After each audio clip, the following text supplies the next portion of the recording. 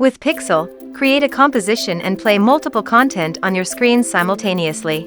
A composition uses different layout designs to arrange different media within one frame.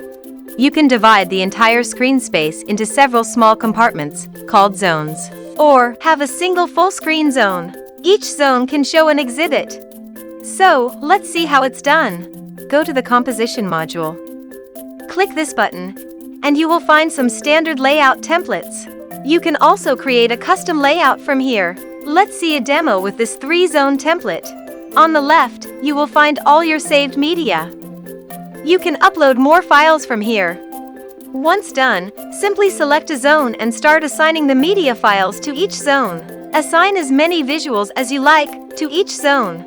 You can also drag and rearrange your playlist and change the play duration. Once you have selected the media files for all the zones, take a quick preview of your composition. If everything looks fine, go ahead and save it. Your saved composition will appear in this section. Using these 3 dots, you can edit or publish the composition. So what are you waiting for? Start creating amazing content for your screens with Pickcel.